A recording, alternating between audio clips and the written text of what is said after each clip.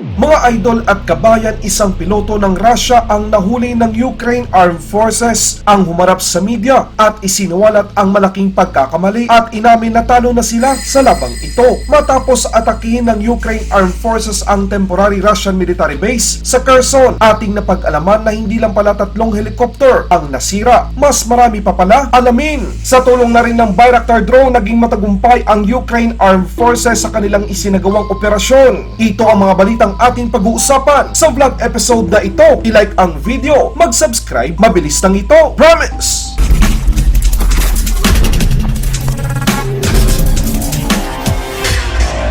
Pinahayag naman ng isang nahuling Russian pilot ang kanyang malaking pagkakamali matapos nitong ilahad sa media na ang ibinigay na lokasyon kung saan ito magpapakawala ng mga pampasabog ay hindi pala sa military infrastructure ng Ukraine kundi sa isang residential building. Humingi ng tawad ang Russian pilot sa nagawa at nagpahayag ito sa kanyang mga kasamahan na talo na sila sa labang ito.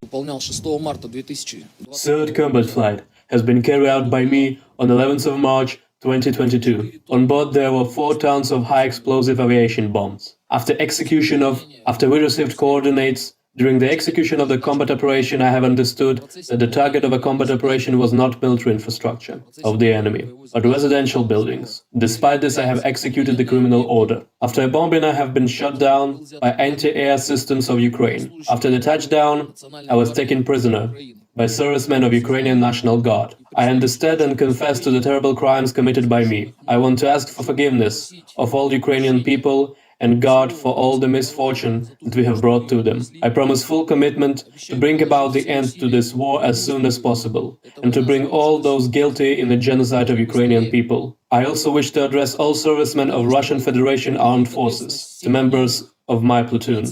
Immediately cease the execution of criminal orders. Immediately cease all combat operations. Immediately cease the bombing of peaceful cities. It is my opinion that we have already lost this war.